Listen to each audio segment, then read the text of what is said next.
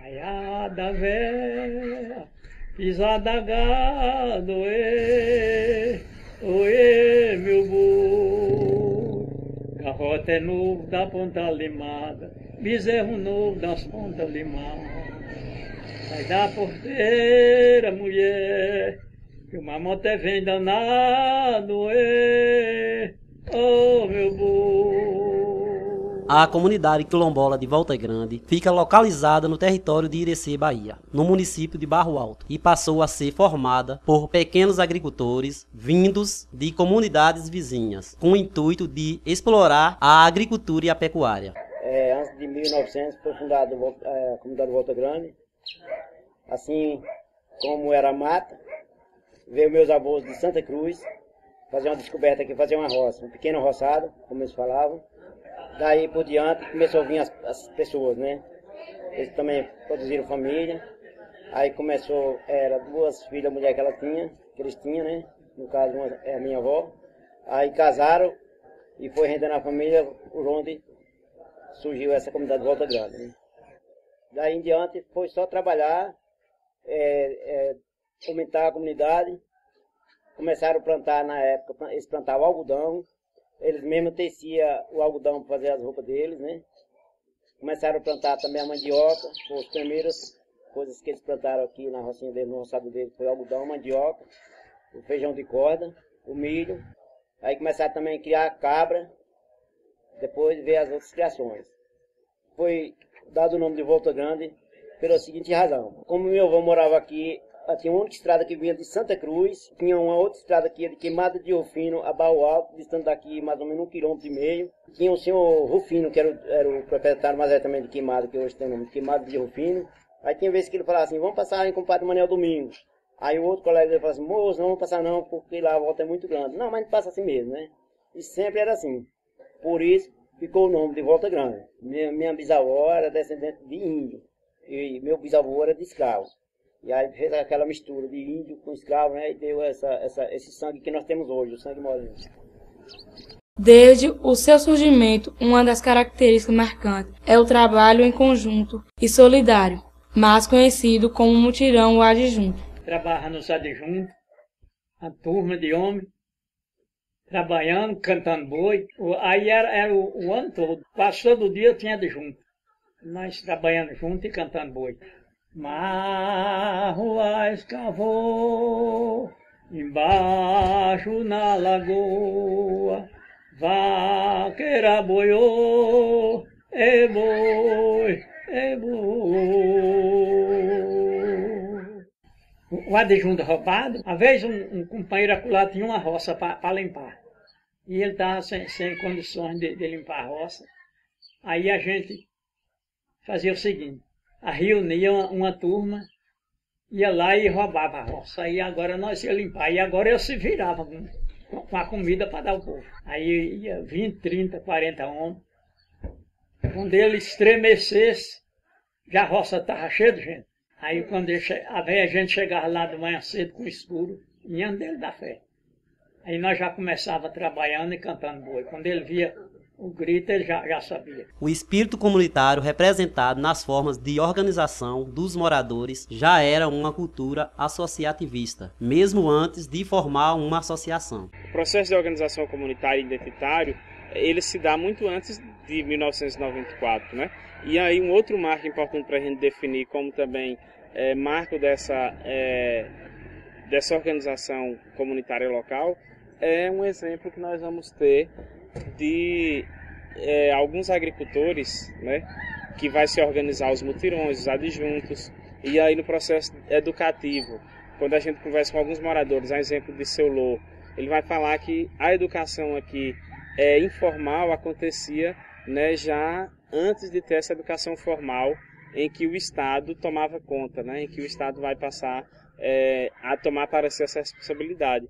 Nos anos 80, que eu botei um professor aqui dentro de casa, era uma dificuldade danada aqui para a gente levar a menina estudar. Eu mesmo ainda botei 2 professores aqui para ensinar a menina. Nas primeiras vezes não tinha uns que não tinham tamborete, os vizinhos, né? Não tinham tamboretinho, trazia seu tamborete. para poder sentar para estudar. Caminhando de pé, daqui era aqui mesmo, e os outros eram vindo de pé. Porque não tinha nem bicicleta, nesse tempo não usava bicicleta. A menina andava de pé. 2 quilômetros, eles andavam tranquilos para poder estudar. Então isso dá um exemplo do processo de organização comunitária que essa comunidade já tem preocupado com o outro, né, com o próximo, mesmo antes de ter instituídos aqui, né, a associação, né, a questão da igreja, que vai se dar, né, no final dos anos 80, um processo muito forte de inserção da teoria da libertação, né, através do processo das comunidades eclesiais de base, das SEBs, né, que essa comunidade vai ter essa forte eminência aí, nesse processo, né, dentro da Igreja Católica, né? E aí a gente vai perceber aí que, além da Igreja Católica, a gente vai ter também outras manifestações de religiões de matriz africana, né? Pessoas que participavam de candomblé em outros espaços, mas que também trouxe essa tradição para a comunidade, né? Pessoas que rezam, que têm uma inserção ainda nesse sentido, né? Meus trabalhos, né, eles né, iniciam dentro da Igreja Católica, né, onde minha mãe desde criança, né, me ensinou a importância, né, da fé católica, né, ou de qualquer outra fé, né, que venha a contribuir com o nosso crescimento, né. E aí dentro da comunidade hoje, né, temos os festejos de São João Batista, né, que inicia de 15, né, e termina no dia 24 de junho, né, e todos os anos, né, a gente faz esse novenário, né, com a presença de várias, né, comunidades, né, do município de Barro Alto, né, e de outros municípios, né, no qual, né, festeja, né, esse 24 de junho, né, que antecede, né, as fogueiras, né, que é uma tradição muito bonita da nossa comunidade também, né, que já vem aí há várias gerações, né, contribuindo, passado de pai para filho, né, e tem contribuído muito, né, com a resistência, né, e a tradição dentro da comunidade de Volta Grande. Nos pés da cruz eu quero estar, pra nunca dela eu me afastar, pra nunca dela eu me afastar. Nossa reverência a Deus, como nós gosta de oração, nós gosta lá em nossa mãe terreiro, nós cantava batuque, nós cantava ela na casa de Mira, lá no nosso centro. O centro dela nós era filho de terreiro, mas depois ela saiu, nos deixou. E aí agora nós tem ela, porque, né? Quem tem o que nós tem, não esquece, né? Agora ela tem mais do que? Mais de 5 anos, mais de 4 anos que nós foi lá. Mas o que Deus ensina a gente, não toma. A casa do meu pai, Rei Sultão mandou me chamar. Eu tava namorada do meu pai, Rei Sultão mandou me chamar. Vem cá, Juremeira, vem cá, Jurema. Todo este espírito coletivo e essas expressões culturais e religiosas contribuíram para a fundação da Associação Comunitária de Volta Grande, em 1994. Com a certificação desta comunidade pela Fundação Palmares, a associação passou a se chamar Associação dos Remanescentes de Quilombos de Volta Grande, e a associação comunitária se transformou numa ONG chamada Cacimbo. Estou hoje atual diretor-presidente da Associação, né, dos Remanescentes da Comunidade de Volta Grande. Desde criança, a mãe me levava para os eventos. Então foi através disso, né, que foi dado a mim a confiança, né, das pessoas da comunidade, né, de estar hoje presidente da associação. Né. Sinto muito feliz, né, de estar contribuindo com isso, né, com o crescimento da minha comunidade. É uma referência do município de Barro Alto por estar sempre se organizando. Falando um pouco sobre os projetos, né, que tem na comunidade, hoje temos o Juventude Quilombola, né, que foi um projeto, né, que veio para implantar, né, na comunidade, teve como foco, né, a juventude. Né, foram 25 jovens, né, que tiveram capacitação.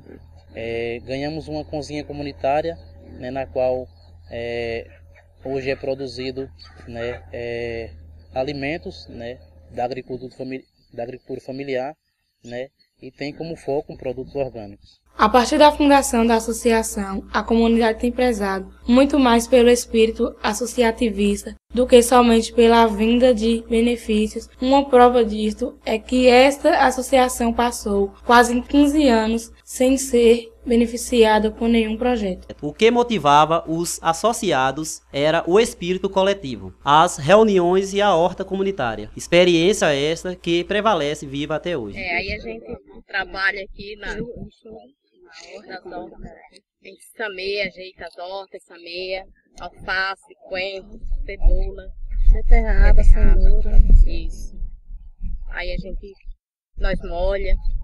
Aí todo dia vem uma molhar. Aí quando chega o dia da colheita, a gente chama os associados e aí passa para todo mundo. Tem a capina também. Tem a capina, a gente tá junto com um bocado de gente, capina. Todo mundo da comunidade. Somente em 2003, a associação foi beneficiada com um projeto de construção de cisternas, executado pela ACAR. Mas, a partir do ano de 2007, esta realidade começou a mudar com a chegada do projeto de construção de cisterna da ASA, a cozinha comunitária e o banco de sementes. Eu trabalho aqui na comunidade a Agrocop, Cooperativa de Pecuária Mista de Barro Alto. Ela ainda no momento que eu era presidente, da qual hoje continuo também no apoio, sou um associado, a gente desenvolveu um trabalho de banco de sementes, né? A gente já tinha aqui na comunidade há alguns anos essa busca, fazendo os trabalhos do banco de sementes, a gente teve alguns apoios das comunidades vizinhas e agora foi um projeto pioneiro do MDS, Aqui em Barro Alto, a gente tem hoje 3 comunidades beneficiadas, no total são 11 municípios a nível de região e aqui a gente contemplou com o edital 3 comunidades aqui do município, entre elas Volta Grande, Queimada de Claro e Pé de Limão. A gente hoje tem a estrutura dela física, que é com a construção do banco de cimento, os túneis para guardar cimento, prateleira, balança, a lona, para fazer separação de cimentos. A gente tem toda a infraestrutura para um banco de cimentos. O que é o sentido desse banco de cimentos? É para a gente estar, futuramente, as sementes que a gente está plantando agora, depois a gente está também trazendo elas de volta para o banco de cimento, para a gente estar fazendo a distribuição novamente na próxima safra, para a comunidade, para as pessoas da comunidade e também expandindo para outras comunidades. E lembrando que são o resgate das sementes crioulas, são as sementes antigas que tinha e a gente estava perdendo a raça e conseguimos buscar ainda em algumas comunidades, até fora aqui da região. As sementes crioulas resguardam a memória e a cultura do lugar. Eu acredito que esse projeto é um dos projetos principais que a Articulação do Seminário Brasileiro, a ASA, articulou junto ao governo federal, né? É um projeto interessante porque ele parte do pressuposto que a própria comunidade ela pode continuar a produzir a sua semente. Então foi um projeto que veio não só na questão de trazer os materiais, mas trouxe toda uma formação. Nós tivemos várias formações para as comunidades onde foi realizado esse projeto, vários encontros, onde nesses encontros a gente fazia o debate da questão do resgate das sementes crioulas. Quando a gente era pequena, o meu pai, mas minha mãe falava para nós, né? Tem um feijãozinho, ele é bem pequenininho, o carocinho do feijão. Minha mãe falava assim, esse feijão não é pra gente perder a semente dele, que esse feijão é muito bom, feijão sela cavalo. A gente era muito curiosa, mas por que sela cavalo? Ela falava, porque quando os homens vão pro campo, pegar gado no campo, aí eles falam assim para as mulheres, põe um feijão no fogo, o feijão sela cavalo. É porque ele cozinha bem rapidinho. Enquanto o homem vai lá e coloca a sela no cavalo para ir pro campo, aí o feijão cozinha. Foi até no tempo da troca de sementes, aí tinha o feijãozinho, aí falaram, eu não sei onde esse feijão, eu falei, esse feijão chama sela cavalo, porque a minha mãe mais pai falava isso pra gente, falando da mandioca nessa mesma reunião, da mandioca que cria menino, que a gente conhece assim, a mandioca que cria menino. E nós falávamos, mãe, por que cria menino? Ela falava, é porque toda vez que tem uma mulher, que a mulher fica grávida, aí ela é 9 meses para produzir, aí plantar mandioca que é para fazer a pupa para criar o neném. Que antigamente, hoje não, mas antigamente, as crianças quando nasciam, as mães já preparavam assim, as coisas para dar comida para o neném. Aí tinha a mandioca que colocava de molho e quando era no tempo da mulher ganhar o neném, já estava no ponto de fazer, já estava no ponto de botar a mandioca para fazer a puba. Todas essas ações têm contribuído para a mudança na qualidade de vida, a segurança alimentar e nutricional, a redução da pobreza, a geração de renda e o empoderamento local. Aí eu planto salsa, acego, alface, coentro, né? Essas coisinhas assim, cebolinha. Dali desse pequeno quintal eu não tiro assim um sustento 100%, mas é uma boa ajuda, né? Em casa a gente está alimentando um produto que não tem agrotóxico, né? Tudo da mais orgânica e ainda só para vender um pouco. Não diferente de outras comunidades quilombolas, não é só de trabalho e luta que Volta Grande se compõe. As expressões culturais se constituem como importantes instrumentos da memória local, como a alimentação das almas. Aí quando nós morávamos em Mandacaru, nós alimentávamos as almas. Nós saímos daí para quebrar do Rufino, de noite, à base de umas 8 horas. Aí rezava as casas tudo lá. Chegava, batia a matraca, eu acho que vocês nem sabem. Tinha matraquinha assim, 3 caras, a gente batia primeiro na casa, aí rezava. As tradicionais festas de casamento. Eu casei com 21 anos, foi assim um casamento meio difícil pra gente ir, pra gente voltar. Casei em Barro Alto, aí no dia do casamento tava chovendo muito, aí a gente teve que ir fazer o casamento. Aí o casamento foi 4 horas da tarde e foi muito difícil para a gente vir, porque choveu muito nesse dia. Aí a gente foi para a casa do seu Boga, aí a gente chegou lá, o povo ficaram aqui fazendo comida para que os noivos chegassem. Nesse tempo não usava fazer bolo, era comida, fazia a mesada dos noivos, né, em primeiro lugar, depois as outras pessoas iam comer. Umas 9 horas da noite a gente saiu de lá, muita chuva. A chuva já tinha passado, mas tinha muito lama. Aí teve que tirar o traje do casamento, vestir os outros trajes, outras roupas. Aí a gente chegou aqui na Volta Grande, já era um pouco tarde, a gente teve que vir de pé porque não achou um carro para vir. E nem carro no Barro Alto nesse tempo tinha. Os festejos das fogueiras, Lapinha e Semana Santa. E a fogueira, quando nós morávamos em Mandacaru, já tinha fogueira também, há muitos tempos atrás. Uns 2 anos ou 3 nós fizemos lá, depois foi que nós mudamos aqui para essa casa. Depois mudamos para aí e continuamos fazendo fogueira direto. Depois quando foi, parece que tem uns 3 anos foi que eu não fiz mais. Eu falei, não vou mais fazer fogueira não, já estou ficando velha. Aí eu entreguei para mim, falei, Deide, toma conta, agora nem que eu te ajude sem fazer fogueira, eu te ajudo, mas tu muda lá para tua casa, que nem é mais em fogueira as coisas, né? Aí mudou para lá, tá fazendo lá. A lapinha eu não fazia. Quem fazia era a mulher do pai. Eu mesmo não fazia lapinha lá, quando nós morávamos lá no meio da casa. Quem fazia era ela fazia a lapinha, não era assim que a gente faz hoje, bota um árvore natal lá e feito. Ela fazia era de caixão. Botava um caixão em cima do outro, botava outro, ficava dessa altura aquela lapinha. E aí mãe também fazia lapinha. Quando fazia lapinha, que era no dia 24 de dezembro, a minha mãe fazia lapinha. Quando era no dia 24 para o dia 25, colocava o menino Jesus na lapinha. A gente passava a noite, que hoje a gente faz a virada do ano, fazendo festa. Nós também fazia, ficar todo mundo em família em casa, para na hora da minha mãe colocar o menino Jesus na lapinha.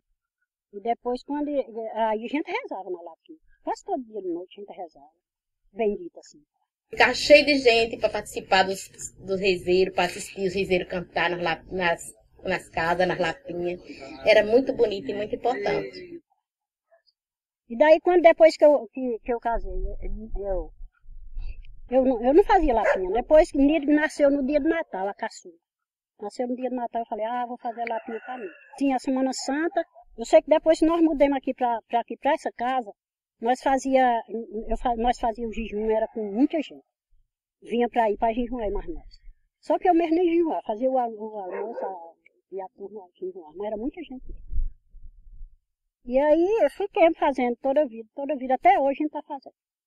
Até, não sei agora na Semana Santa, mas até essa que passou agora mais cedo. Com certeza, quando a gente estiver vivo eu quero fazer o almoço para mim.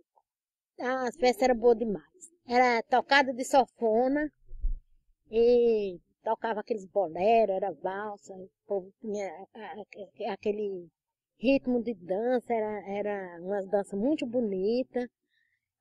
Os vestuários também eram uns vestuários antigos, mas era bonito, aqueles vestidos enrodados, de prega, bem bonitinho, era todo mundo bem arrumadinho, sabe? E as festas eram feitas de latada e era de sanfona também. Tocava de sanfona. Era muito boa as festas. E na casa de pai tinha festa. Quando casava uma moça, na casa de uma risada, sempre tinha festa, que tinha bastante moça. Aí não tinha aquele negócio de dizer, namorou, vai ajuntar. Era casar. Tinha que casar. No meu tempo, nem um rapaz beijava uma moça dentro de uma festa, porque era uma coisa assim, muito respeitada, sabe? E aí a gente ficava noiva, podia ficar noivo o tempo todo. Eu mesmo fiquei noivo muito tempo, mas teve que casar para poder beijar o noivo. Para poder beijar, para poder abraçar. Porque se a gente tivesse abraçado com o rapaz, o pai da gente chegasse, a gente tinha receita. Chegasse um tio também, chegasse o padrinho da gente também. A gente tinha receita de todo mundo, sei lá, o povo daquele tempo era besta demais. Era besta, só que era assim, uma coisa muito respeitada, né? Não era como hoje que um rapaz está namorando com a moça, antes do rapaz vir para beijar a moça já está agarrando o rapaz e se mordendo todo. Não era assim, não. Era muito diferente. Hoje pode até ser mais bonito, mas eu achava o outro tempo mais bonito. Era um tempo assim, muito de respeito. O futebol em Volta Grande é tido como um importante patrimônio da manifestação cultural e interação comunitária, que foi passado de geração para geração, graças ao esforço dos primeiros jogadores. A história do futebol de Volta Grande não só foi de quando eu e o Dão começamos, e Dado começou primeiro que Dão. Bem antes, né? Na época do Mané Garrote, Zé Garrote, né? E Vale Meu Irmão, Generino aqui, Jarim Belém, essa turma aí, bem antes, né? Que o campo era aqui, descendo o campo aqui, dentro das nossas, dentro das nossas de 10 risadas e o pessoal na disciplina, né? Aí explicaram o tempo, depois fui para Mandacaru, que aqui o futebol de Mandacaru e Volta Grande era uma combinação, era uma parceria, os dois povoados incluídos também, Queimada do Rufim também. Sempre Queimada ajudou a gente ajudou a Queimada também, né? No futebol. E aí teve lá, jogando acabou o campo aqui, aí foi para Mandacaru, jogando na frente da casa de Nozão. Depois parou o campinho lá, fomos lá mais para o Caço do Caminhão, ficamos sem campo depois, aí fizemos esse campo aqui. Depois dessa dificuldade toda que citou aqui, né, de jogar no campinho aqui, para Mandacaru, mudar de lugar, e fundamos esse campo aí, foram muitos dias, né, de trabalho para nós arrancarmos, né, as tatarenas. Tinha muita tatarena, né, aquela muito grossa, foi muito trabalho para todos nós, no caso Dequinha, Edgar, Zé Domingos, Manuel Cedinho mesmo. Nós pegávamos chibanca, né? E passávamos o domingo todo, trabalhando, arrancando toco mesmo para fazer o campo. Nós fizemos esse campinho aqui em 72, era leste e oeste. Jogamos aí até 78. Aí resolvemos fazer nosso sul. E mais dificuldade também nós tivemos para poder cercar esse campo, né? De avelóis, porque a gente não tinha, né? Um avelóis por aqui. E aí nós conseguimos por fora, né, esse avelóis. E a dificuldade para achar também quem trabalhar nesse avelóis. E Dequinha e eu, e Zé Domingo e Edgar e o Manel foram os protagonistas mesmo. Metemos a mão na massa nesse avelóis. Hoje está fácil demais para o futebol da gente.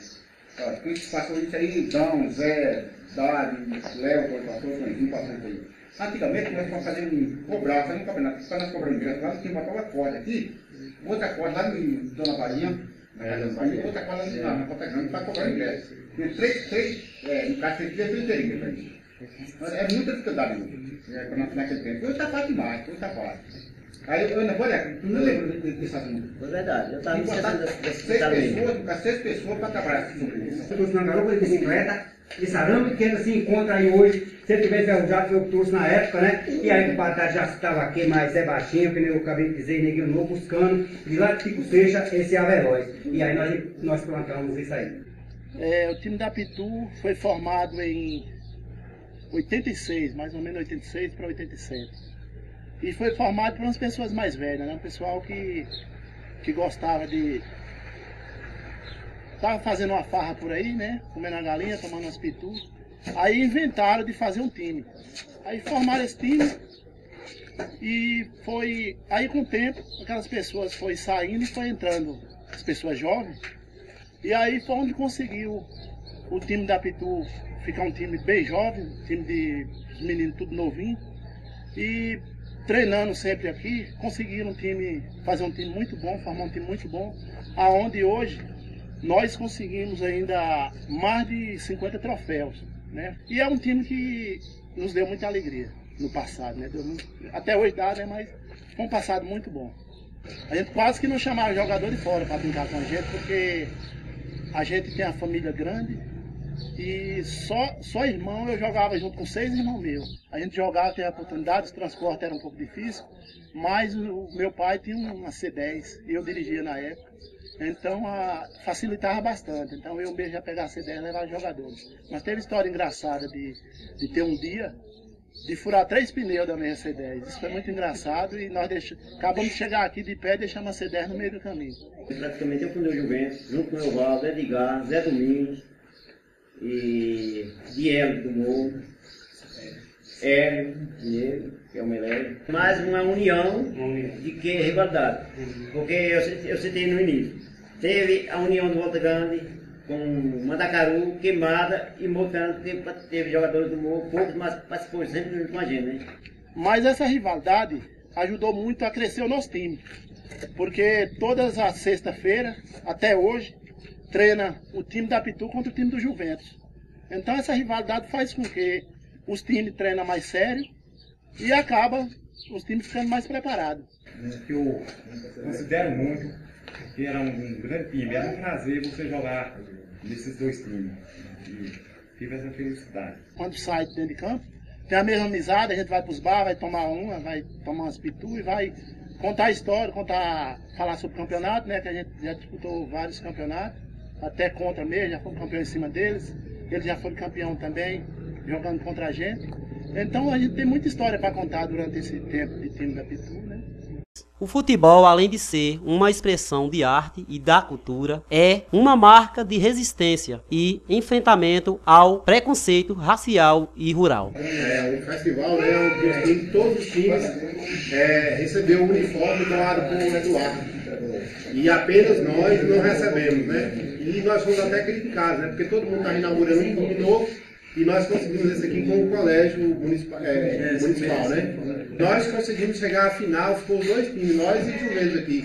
E não aceitou, não era para aceitar a pedida de Vavá, né?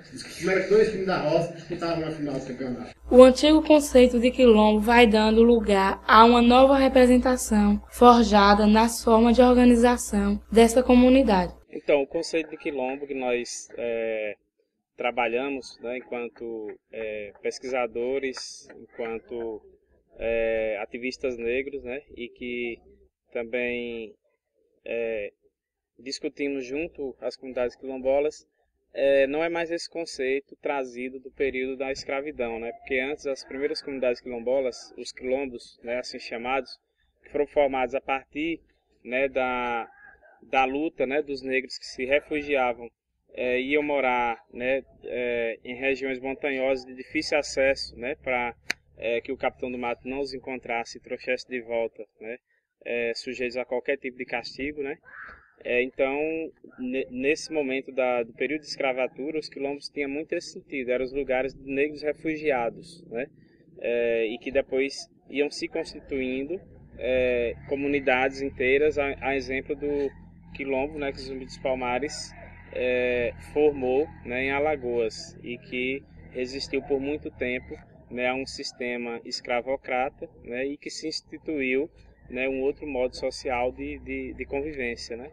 E ser quilombola hoje, né, muitas pessoas dizem que é só, né, ganhar benefícios do governo federal, né, do governo estadual, né, mas ser quilombola hoje, né, está à frente, né, de uma resistência. De acordo com o novo cenário que vai se instituindo, né, quando nós não temos mais um sistema escravocrata, o conceito de comunidades quilombolas que nós utilizamos é esse que é forjado pelas lutas, pelo modo de organização das comunidades, né, focado também nas tradições que essa comunidade tem, né, no seu modo de vida, desde a organização para o trabalho, né, a organização de fortalecer os vínculos, né, tanto familiares como de suas origens, seus antepassados, a questão cultural, né, das religiões de matriz africana, né, as formas como esse povo se organizam. Né? Então, o próprio modo, né, de se vestir, de comer, então as comidas típicas também estão muito presentes nessa história. Então, para ficar claro, né, a gente define que a nossa comunidade quilombola, por exemplo, de Volta Grande, ela se organiza e foi certificada em 2010 a partir, né, desse modo. Nós vamos tendo aí um cenário, né, mais propício para essas comunidades, né, onde a partir de 2002, no governo Lula e governo Dilma, vai dando continuidade às políticas afirmativas e reparatórias, né, voltada para as comunidades quilombolas e também para os negros, né, na universidade, nos demais espaços que a gente era minoria, né? Então, com isso, as comunidades quilombolas também vão ganhando, né, essa visibilidade. E a partir daí a gente passa a realizar todos os anos o Dia Nacional da Consciência Negra. Todo esse processo tem despertado o interesse de estudiosos e pesquisadores em investigar os modos de vida da comunidade. A partir do ano 2000, passou a ser visitada por estudantes dispostos a conhecer o modo de organização local. O trabalho do jornalista Wilson Viana buscou discutir a identidade e a memória local. Então, eu parti dos álbuns de família, né, dos registros fotográficos que essas famílias já tinham, né? Então a gente vai perceber que a câmera fotográfica é um forte instrumento de inserção da memória local da comunidade. E aí poucas pessoas têm acesso, né, à fotografia. E aí a história dessa comunidade, que também confunde com muitas outras, as pessoas faziam fotos posadas para a identidade, né, tinha que se deslocar para a cidade, ou quando uma pessoa da família que morava em São Paulo vinha no final de ano nas férias com a câmera e fazia foto da família e dos vizinhos, né? E aí a gente vai perceber que nesse trabalho isso aparece muito. Então foram catalogadas fotografias de mais de 15 famílias, né?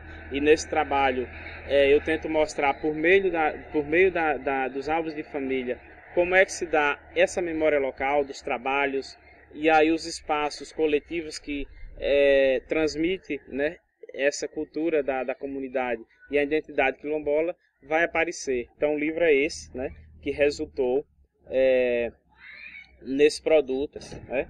Então resultou aqui no livro intitulado de Relatos e Retratos, Memória e Identidade Quilombola nos Álbuns de Família de Volta Grande. Outro trabalho inédito é o da professora Carlene Dourado, que tem valorizado a tradição oral. Eu pesquisei, estudei as poéticas orais e a identidade étnico-racial da comunidade quilombola. Essas poéticas orais compreendem as vozes que são ecoadas, as vozes que eu denominei de ressonantes, são os cantos, os versos cantados por Dona Hilda, por exemplo, as vozes sagradas que são as rezas dos benzedores, Seu Isidoro, que reza tira o sol e o sereno das pessoas que são as enfermidades, as dores. Deus é o sol e Deus é a lua, Deus é o sumo da verdade. Sai daqui ardedor e da virtuosidade com os poderes de Deus e da Virgem Maria. Tem também as poéticas sagradas de Dona Adalgisa e seu Valinho. Eu rezo várias gente, talvez eu nunca rezei menos de mil pessoas. Eu digo que eu já rezei mais. Como as crianças, chega criança lá em casa, sem nem chorar bem, sem nem mamar não mama, porque tá ruim demais. E eu faço a corrente de oração que Deus me ensina. Como não tem mais candomblé de caboclo na comunidade, eles fazem alguns trabalhos na casa deles. E aí eles têm em memória, rememorizados, esses cânticos, as histórias de Seu Dequinha, do lobisomem comedor de crueira, por exemplo. Esse daí é o lobisomem. Eu mesmo cheguei a ver o barco de um bicho desse na seca. Nós estávamos na casa de farinha, ele pulou a seca e aí as meninas que estavam... Nesse dia nós estávamos fazendo beiju. E aí ele escutou o barco dele na seca, mas tinha gente dentro de casa, aí ele chegou ali perto e saiu, né? Ele viu o movimento de gente ali, ele voltou. Mas muitas pessoas disseram que era ele mesmo, né? O comedor de crueira. A tradição oral ainda é algo vivo na comunidade. Então, essa tradição oral, ela perpassa as gerações. As crianças, os jovens, os adolescentes, eles sabem naturalmente contar uma história. Eles aprenderam e eles sabem reproduzir. Toda a minha pesquisa, ela está registrada nas 163 páginas que eu escrevi. Todas as poéticas orais e os modos de vida estão registrados nesse trabalho que foi a minha dissertação de mestrado. Meu limão, meu limoeiro, meu pé de jacarandá, uma vez indo lelê, a outra vez indo lalá. Entrando no mês de novembro, dando as primeiras chuvadas, reuni a vaqueirama, em frente a uma casa caiada, aí vão entrar na rama pra ver se tava fechada. O vaqueiro da fazenda, sempre ele amonta primeiro, no seu castanho amarelo, calçado e muito ligeiro. Quando ele chega no mato, é rolando em cima da cela, distorcendo o desfim, unha de gato e favela, transfiram a boi dizendo na beleza da donzela. Ô vaca massa e bonita, no laço do teu chucaio, merece um laço de fita, sendo a rainha do campo, é do gado de Carmelita.